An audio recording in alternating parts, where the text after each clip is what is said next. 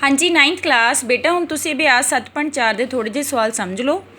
पहला सवाल बेटा जिहड़ा है बहुत ही इंपोर्टेंट सवाल है तो एक थ्योरम टाइप सवाल है तो पेपर 'च बहुत वारी आंदा है।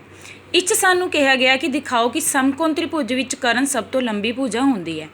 पहले तो बेटा देखो समकोण त्रिभुज की होंदा है जिस च एक कोण समकोण होवे मतलब 90 डिग्री का होवे। इस समकोण त्रिभुज विच जिहड़ी ये टेढ़ी लाइन है बेटा ये होंदी आ साडी कर्ण ते ये देखो ये होंदा साडा लंब ते हेठां की होंदा साडे कोल आधार। ठीक है जी। हुण आपां नूं सिद्ध करना है कि जिहड़ी ये टेढ़ी लाइन है ना ये वाली कर्ण सब तो लंबी भुज है। देखो ये किवें करांगे हल। मान लो ए बी सी आपां नूं कोई भी समकोण त्रिकोण नूं कोई नाम देना पैना। आपां ने इसनूं ए बी सी नाम दिया। ए बी सी एक समकोण त्रिभुज है जिस विच बी ते समकोण है। बी ते समकोण है, बी ते 90 डिग्री का कोण बनिया है। असीं सिद्ध की करना है कि कर्ण ए सी सब तो लंबी भुजा होंदी है। हुण बेटा सानू पता ही है कोई भी समकोण त्रिकोण ए बी सी लिया है वैसे तो कोई भी त्रिभुज होवे तीनों कोणों का जोड़ कितना होंदा 180। हुण कोण ए जमा कोण बी जमा कोण सी का जोड़ कितना हो गया 180। हुण कोण ए ते कोण सी का माप सानू नहीं दिता होया। कोण बी किन्ने दा दिता होया 90 का। प्लस दे 90 इधर आके बेटा किस च बदल गए माइनस च। 180 चों 90 घटाया 90। हुण देखो साडे कोल की आ गया कोण ए ते कोण सी का जोड़ 90 है। ये दोनों जुड़ के 90 डिग्री बनाणगे ते कोण बी कल्ला ही 90 डिग्री का है।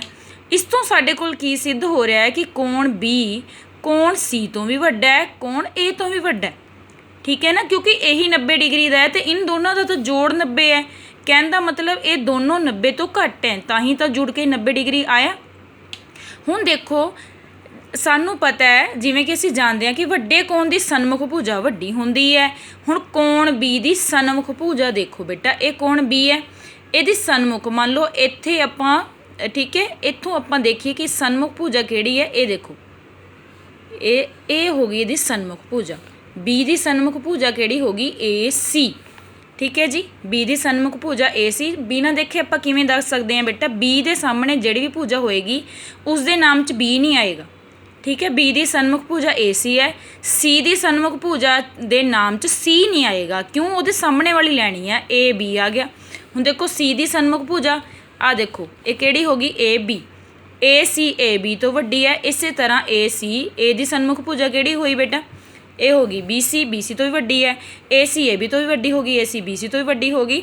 दूसरे शब्दों में कोण बी सब तो वड्डे कोण के कारण इसके सन्मुख भुजा ए सी अर्थात कर्ण सब तो वड्डा हुंदा है।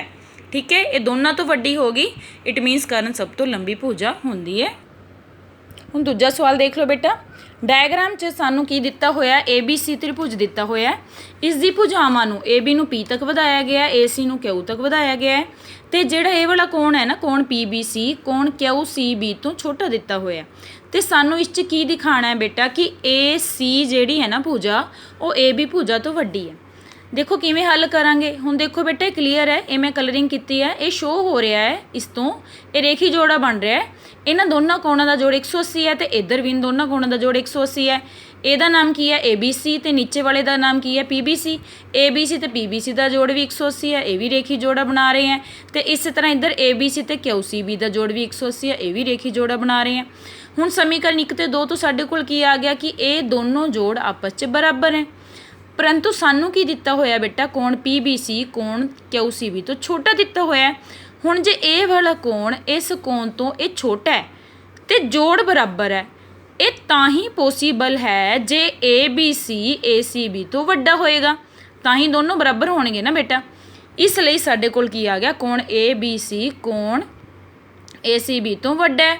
हुण त्रिभुज ए बी सी विच देखो जे ए बी सी बी तो वड्डा है तो वड्डे कोण दी सन्मुख भुजा वड्डी होएगी।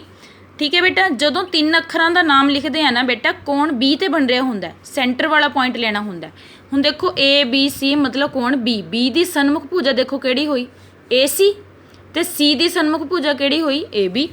ठीक है जी, इस तो साडे कोल की आ गया ए सी ए बी तो वड्डी है क्यों क्योंकि वड्डे कोण दी सन्मुख भुजा वड्डी हुंदी है। हुण बेटा तुसीं तीजा सवाल देख लो।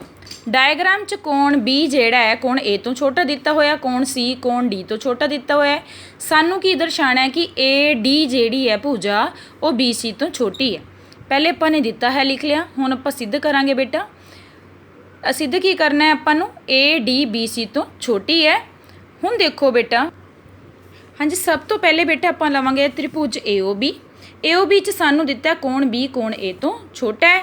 हुण जे कोण बी कोण ए तो छोटा है तो छोटे कोण की सन्मुख भुजा भी छोटी होएगी। कोण बी की सन्मुख भुजा सिर्फ इसे त्रिभुज देखो, कोण बी की सन्मुख भुजा किहड़ी होई बेटा ओ ए, ते ए की सन्मुख भुजा किहड़ी होई ए दे सामने देखो किहड़ी होगी ओ बी, इस करके ओ बी तो छोटी होगी।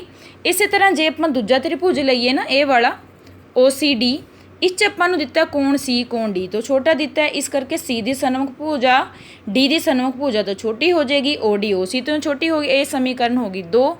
दोनों समीकरणों नूं आपां जोड़ दांगे बेटा, ओ ए च ओ डी जोड़ दांगे, खब्बे पक्ष च खब्बा पक्ष ते सज्जे पक्ष च सज्जा पक्ष, ओ बी च ओ सी जोड़ दांगे।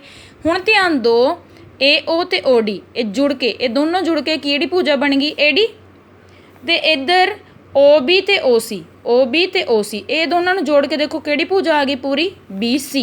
ये साडे कोल बेटा सिद्ध हो गया। ओके बेटा।